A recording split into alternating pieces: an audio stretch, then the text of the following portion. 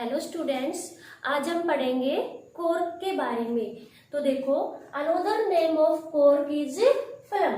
Cork का दूसरा नाम क्या होता है? फ्लम होता है। हमने पढ़ा था टिश्यू सिस्टम। ठीक है, टिश्यू सिस्टम क्या होता है? Group of tissue.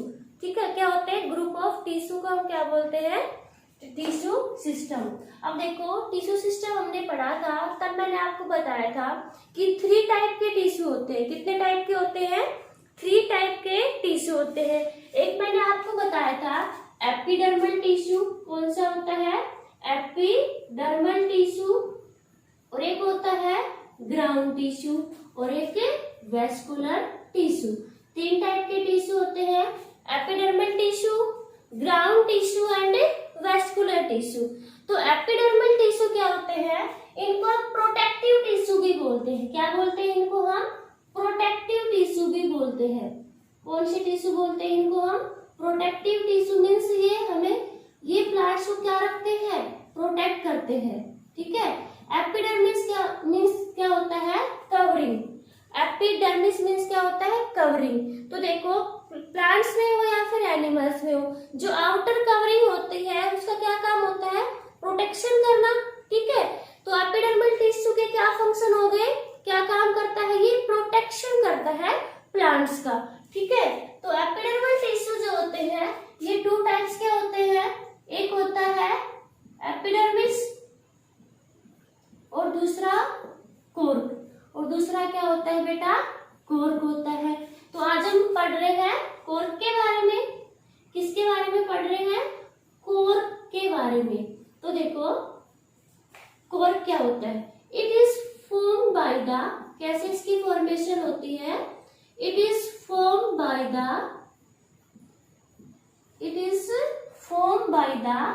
एक्टिविटी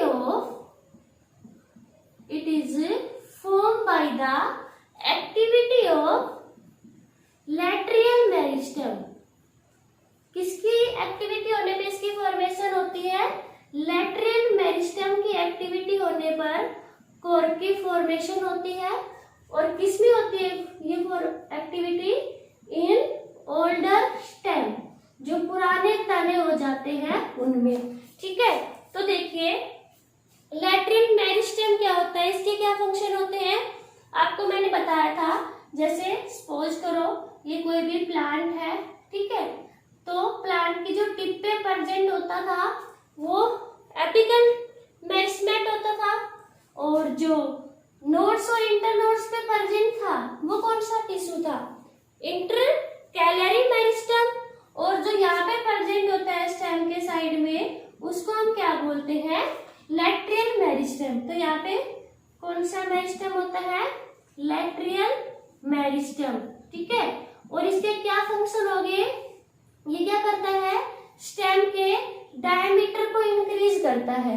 ठीक है। क्या करता है? इसके गिट्ट को बढ़ाता है। ठीक है। या फिर इसको हम ये भी कह सकते हैं, it is formed after secondary division या फिर सेकेंडरी ग्रोथ। ठीक है। क्या बोल सकते हैं? Cork is formed after secondary division. वही हो गया सेकेंडरी डिवीजन। क्या होता है? प्राइमरी मेरिस्टेम के बाद क्या आता है? Secondary division. ठीक है। और वही क्या करता है? ये प्लांट्स की लेंथ, डायमीटर को क्या करता है? इंक्रीज करता है। एपिकल मेरिस्टेम क्या कर रहा था? प्लांट की लेंथ को इंक्रीज कर रहा था। ठीक है। तो देखो, जैसे ये कोई भी प्लांट है। ठीक है। और ये प्लांट का स्टेम है। तो कॉर्क कहाँ प्रेजेंट होता है? यहाँ पे प्रेजेंट होता है। कॉर्क कहाँ पे प्रेजेंट होता है? इधर प्रेजेंट होता है। ठीक है। अब कॉर्क प्रेजेंट किस में होता है? देखो, cork present only in dicot. जो डायकोट प्लांट होते हैं उनके स्टेम में ये प्रेजेंट होता है। किसमें प्रेजेंट होता है? Cork present only in dicot stem. जो डायकोट प्लांट होते हैं उनके स्टेम में, and absent in monocot plant. और ये किसमें एब्सेंट होता है? मोनोकोट प्लांट में एब्सेंट होता है। अब देखिए ये डायकोट और मोनोकोट प्लांट क्या होते हैं। वैसे तो ये डाइवर्सिटी जो हमारा थर्ड चैप्टर है डाइवर्सिटी लिविंग ऑर्गेनिज्म, इसके बारे में हम पढ़ेंगे। फिर भी एक बार यहाँ पे हम बेसिक देख लेते हैं। तो देखिए मोनो नाम से पता चल रहा है सिंगल एंड कोट। तो मोनोकोट प्लांट के ऐसे मोनोकोट प्लांट में जो सीड्स होते हैं ना वो सिंगल कोटिलीडन होते हैं। कैसे होते हैं? सिंगल कोटिलीडन। जैसे अगर हम बात करें एग्जाम्पल की, जैसे व्हीट है, एग्जाम्पल में हम बात करें व्हीट हो गया, राइज हो गया। अब इनको देखो हम तोड़ते हैं व्हीट एंड राइज को, तो इसे टू पार्ट्स में नहीं टूटते ना। जैसे हम इसको ब्रेक करेंगे तोड़ेंगे तो इसके कई टुकड़े हो जाते हैं, ठीक है। तो ये था इसके एग्जाम्पल। मोनोकोट नाम से ही पता चल रहा है, सॉरी डायाकोट, डाई मीन्स टू, तो इसमें जो सीड्स में जो होते हैं टू कोटिलीडन प्रेजेंट होते हैं। कितने? टू। एग्जाम्पल हम बात करें, जैसे हम ले लेते हैं पी हो गया, मटर। जैसे ही मटर के सीड्स को भी, मटर के बीज को तोड़ते हैं टू पार्ट्स में डिवाइड होता है, ठीक है। अगर हम बात करें जैसे मैंगो है, मैंगो के अंदर जो सीड होता है, ठीक है, उसको हम तोड़ते हैं, ठीक है, तो वो भी कितने पार्ट्स में डिवाइड होता है? टू में होता है। चना हो गया, ठीक है, चने को तोड़ते हैं तो वो भी कितने पार्ट्स में डिवाइड होता है? टू में, ठीक है। तो ये हो गए टू कोटिलीडन्स, ठीक है। अगर देखो इनको पहचानने की एक और मैं आपको तरीका बताती हूँ। ये सुना होगा आपने वेनेशन। वेनेशन क्या होता है? जैसे देखो कोई भी लीफ है, देखो ये क्या है? कोई भी एक लीफ है, बीच वाले पार्ट को हम क्या बोलते हैं? इसको मिडरिप। क्या बोलते हैं इसको हम? मिडरिप, ठीक है। और मिडरिप से ऐसे ऐसे देखा होगा सभी ने, क्या निकलती है? ये वेन्स। इनको हम क्या बोलेंगे? वेन्स। और इनसे भी जो निकलती है उनको हम क्या बोलते हैं? वेनलेट्स। तो वेनेशन क्या होता है? देखो arrangement of midrib, veins and veinlets in leaf is called venation, ठीक है। क्या होता है venation? Arrangement of midrib, veins and veinlets is called venation. Venation जो होता है ये टू टाइप का होता है। एक होता है रेटिकुलेट वेनेशन और एक होता है पैरेलल वेनेशन, ठीक है। एक होता है रेटिकुलेट वेनेशन और एक होता है पैरेलल वेनेशन। तो जो मोनोकोट होता है उसमें पैरेलल वेनेशन होता है। मोनोकोट में कौन सा वेनेशन होता है? पैरेलल वेनेशन होता है। देखिए पैरेलल वेनेशन क्या होता है, जैसे हमने यहाँ पे देख रहे हैं ये कोई भी एक लीफ है, ठीक है, इसमें बीचों बीच क्या जा रही है? मिडरिप जा रही है, ठीक है। तो पैरेलल वेनेशन में क्या होता है? जो मिडरिप होती है इसके साथ साथ पैरेलल क्या चलती है? वेन्स चलती है, ठीक है। वेन और वेनलेट्स क्या चलती है? इसके साथ साथ चलती है। तो पैरेलल वेनेशन समझ आया। तो मोनोकोट में कौन सा वेनेशन होता है? पैरेलल वेनेशन होता है। इसी तरह अगर बात करें रेटिकुलेट वेनेशन, तो डाइकोट में क्या होता है? रेटिकुलेट वेनेशन होता है। देखो रेटिकुलेट वेनेशन इस लीफ में कौन सा वेनेशन है? रेटिकुलेट वेनेशन है। क्या होता है रेटिकुलेट वेनेशन? इसमें जो वेन एंड वेनलेट्स होती है वो क्या होती है? एक नेटवर्क, एक जाल की तरह फैली होती है, ठीक है। तो हम अगर हमें सीड से पता ना चले तो हमें वेनेशन से भी पता चल सकता है कि ये मोनोकोट प्लांट है और ये डाइकोट प्लांट है। वेनेशन तो हम सभी पहचान सकते हैं प्लांट की लीफ को ही देख के, ठीक है। तो डाइकोट में क्या होता है? Reticulate venation. और रेटिकुलेट वेनेशन क्या होता है? लीफ में जो वेन और वेनलेट्स होती है वो मिडरिप के चारों तरफ एक नेटवर्क, एक जाल की तरह फैली होती है, ठीक है। देखो एक पहचान और मैं आपको बताती हूँ रूट से। एक रूट जो होती है टू टाइप्स की होती है। एक होती है फाइबर्स रूट, कितने टाइप की होती है? टू टाइप की होती है। एक होती है फाइबर्स रूट, ठीक है, और एक होती है टैप रूट। एक कौन सी होती है? टैप रूट होती है, ठीक है। तो देखो फाइबर्स रूट जो होती है वो मोनोकोट में होती है और डाइकोट में कौन सी रूट होती है? Tap root. डाइकोट में कौन सी रूट होती है? Tap root. अब देखिए होती क्या है ये टैप रूट क्या होती है? जैसे कोई भी एक प्लांट है ये, ठीक है, और इस प्लांट से जो सीधे चलते हैं ना, मेन रूट जो होती है सीधे जो चलती है, उस रूट को हम क्या बोलते हैं? Tap root.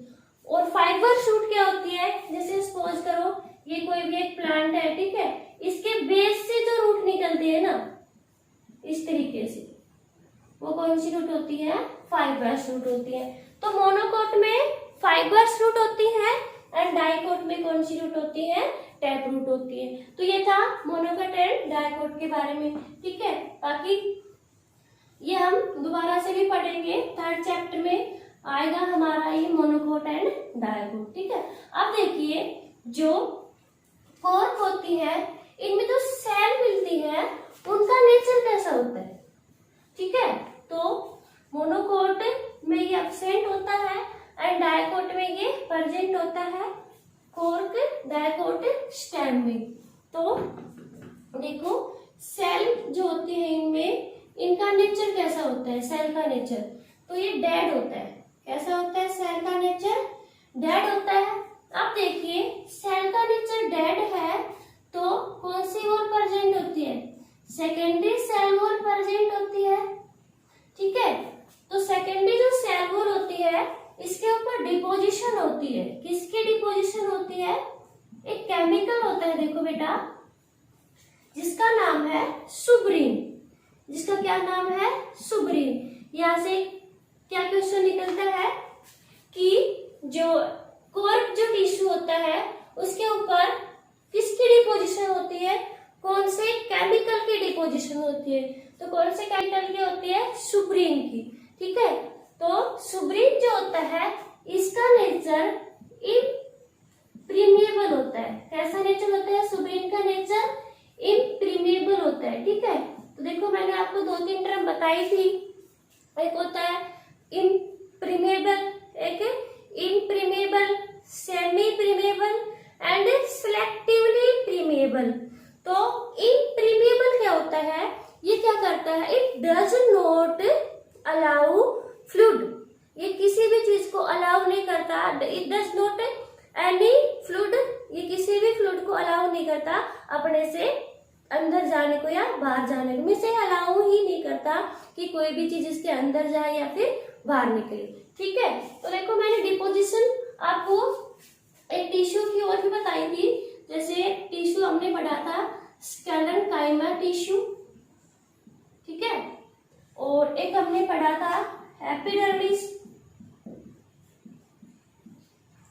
और एक हमने पढ़ रहे हैं ये जो है कॉर्क, ठीक है। तो देखो जो स्केलेनकाइमा जो टिश्यू होता है ना, इसके ऊपर डिपोजिशन होती है लिग्निन की। किसकी डिपोजिशन होती है?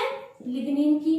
और जो एपिडर्मिस होता है इसके ऊपर डिपोजिशन होती है क्यूटीन की। और जो कॉर्क होता है इसकी डिपोजिशन अभी बताई है, किसकी होती है? इसके ऊपर डिपोजिशन सुब्रीन की होती है। यहाँ से भी क्वेश्चन बहुत अच्छा निकल जाता है। इसकी डिपोजिशन पूछ लेते हैं कि स्केलेनकाइमा टिश्यू पे किसकी डिपोजिशन होती है, एपिडर्मिस पे किसकी एंड कॉर्क पे किसकी। तो देखिए इनमें से इसका नेचर भी कैसा होता है? डेड। और कॉर्क का जो सेल का नेचर होता है वो भी कैसा होता है? डेड। एंड जो क्यूटीन होता है ना, इसका नेचर कैसा होता है? एपिडर्मिस सेल का नेचर कैसा होता है? लिविंग होता है।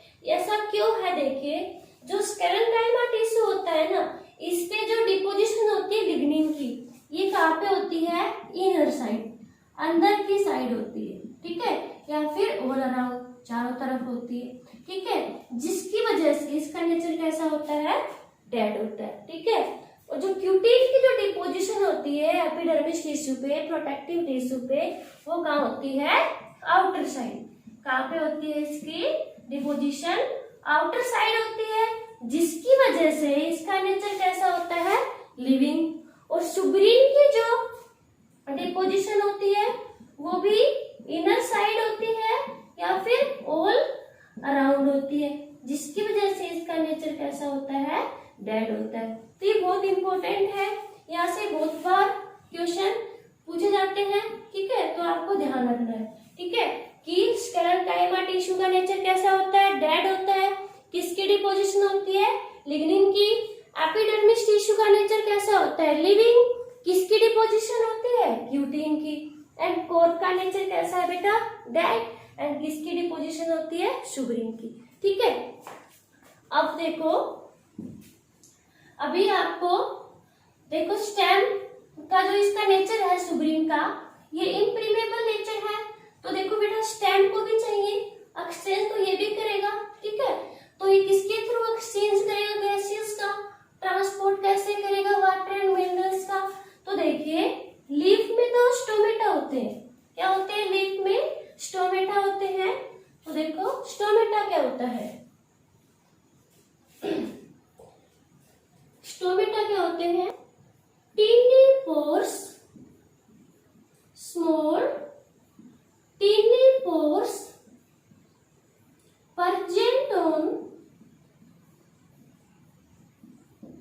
present on the lower surface of leaf। कहाँ पे प्रेजेंट होते हैं, सरफेस ऑफ लीफ, लीफ के लोअर सरफेस पे प्रेजेंट होते हैं। इसके क्या फंक्शन हो जाएंगे स्टोमेटा के, देखो स्टोमेटा, या फिर इसको सिंगुलर में हम स्टोमा भी बोलते हैं। ठीक है, तो स्टोमेटा क्या होते हैं, tiny pores present on the lower surface of leaf. इसके फंक्शन क्या हो जाएंगे स्टोमेटा के, it help in the exchange of gases, it help in the exchange of gases. ठीक है, दूसरा इसका फंक्शन क्या हो जाएगा, it help in transpiration process. और ये किसमें हेल्प करता है, ट्रांसपिरेशन में भी हेल्प करता है। ट्रांसपिरेशन क्या होता है, loss of water in the form of vapours, loss of water in the form of vapours. ठीक है, अब देखिए, बट स्टेम में तो स्टोमेटा प्रेजेंट नहीं होते हैं, तो स्टेम में भी कुछ टीनी पोर्स प्रेजेंट होते हैं, जिनको हम क्या बोलते हैं, लेंटिसेल्स बोलते हैं। क्या होते हैं, lenticels, tiny pores present on the outer surface of stem is called lenticels. ठीक है, तो स्टेम में क्या प्रेजेंट होते हैं, कुछ टीनी पोर्स प्रेजेंट होते हैं, जिनको हम क्या बोलते हैं, लेंटिसेल्स। और इनके भी क्या फंक्शन है, एक्सचेंज ऑफ गैसेस। ये भी क्या करते हैं, गैसेस के एक्सचेंज में हेल्प करते हैं। ठीक है, देखिए जो स्टोमेटा होते हैं, ये स्टोमेटा है, देखो स्टोमेटा जो होते हैं, it is surrounded by kidney shape guard cells. ये सराउंडेड होते हैं किडनी शेप गार्ड सेल से। ठीक है, तो बट जो लेंटिसेल्स होते हैं, ये it does not surrounded by any cell. इसके बाद कोई भी सेल नहीं पाई जाती, ध्यान रखना है, क्वेश्चन पूछ भी देते हैं लेंटिसेल्स क्या होते हैं, तो आप क्या बताओगे, tiny pores present on the outer surface of stem is called lenticels. कहाँ पे मिलते हैं लेंटिसेल्स, कोर पे मिलते हैं। ठीक है, इनके क्या फंक्शन है, एक्सचेंज ऑफ गैसेस। ठीक है, बट जिस तरह से स्टोमेटा जो होता है वो सराउंडेड होता है, ठीक है, कौन से सेल से, गार्ड सेल्स या फिर सब्सिडरी सेल से, बट ये लेंटिसेल्स किसी भी सेल से सराउंड नहीं होता है। अब हम कोर के फंक्शन देखेंगे, तो फंक्शन आप आराम से कर लोगे। ठीक है, तो फंक्शन में देखो पहला फंक्शन ही हो जाएगा एक्सचेंज ऑफ गैसेस। ठीक है, कौन करता है, लेंटिसेल्स करते हैं। ठीक है, तो फंक्शन देखो, फंक्शन ऑफ कोर, पहला फंक्शन क्या हो जाएगा, ये प्रोटेक्शन करता है, प्रोटेक्टिव टिश्यू है। ठीक है, तो देखो इसका नेचर कैसा है, इम्प्रीमेबल नेचर है। ठीक है, तो प्रोटेक्टिव टिश्यू इसको हम बोलते हैं। ये हमें किस प्लांट्स को कैसे प्रोटेक्ट करता है, ये प्लांट को प्रोटेक्ट करता है any bacterial and viral infection से बचाता है। ठीक है, देखो बैक्टीरिया और वायरस से जो डिजीज होती है वो प्लांट्स में भी होती है, ठीक है, दोनों में होती है। तो ये प्रोटेक्शन करता है, बचाता है प्लांट को एनी इन्फेक्शन, किसी भी इन्फेक्शन से ये बचाता है। एक फंक्शन हो जाएगा, it help in the exchange of gases. किसमें हेल्प करता है? गैसेज के एक्सचेंज में हेल्प करता है। अब देखिए प्रोटेक्टिव टिश्यू है तो क्या करेगा? It provide mechanical support. क्या प्रोवाइड करेगा प्लांट्स को? ये मैकेनिकल सपोर्ट प्रोवाइड करेगा, ठीक है। जो कॉर्क होता है it is light weight. Cork का वेट कैसा होता है? ये लाइट वेट होता है, ठीक है। और इसका जो नेचर होता है कंप्रेसिबल होता है, जिसकी वजह से इट इज यूज्ड इन, इसका यूज कहां पे होता है? It is used in commercial purpose. जिसकी वजह से इसका यूज कहां पे किया जाता है? कमर्शियल पर्पज के लिए इसका यूज किया जाता है, ठीक है। इंडस्ट्रीज वगैरह में, फैक्ट्रीज वगैरह में इसका यूज करते हैं। नेक्स्ट देखो, it does not catch fire easily. ये बहुत जल्दी से आग नहीं पकड़ता है, इसलिए जो यूटेंसिल होते हैं, जो बर्तन होते हैं, जो उनके बर्तनों के जो हैंडल होते हैं ना, वो कॉर्क के बनाए जाते हैं, ठीक है। देखो अब तो प्लास्टिक यूज होने लग गया, बाकी पहले जो यूटेंसिल थे, पहले जो बर्तन थे, उनके हैंडल मेनली किसके बनाए जाते थे? कॉर्क के बनाए जाते हैं, ठीक है। नेक्स्ट देखो, जो टेबल टेनिस हम खेलते हैं, उनके जो पैडल होते हैं, ठीक है, वो भी किसके बनाए जाते हैं? कॉर्क के बनाए जाते हैं, ठीक है। तो एक ये देखो, इसका एक नेक्स्ट फंक्शन है, ये एक इंसुलेटर की तरह काम करता है प्लांट्स में। किसकी तरह काम करता है? इंसुलेटर की तरह काम करता है। तो ये थे इसके फंक्शन। थैंक्स।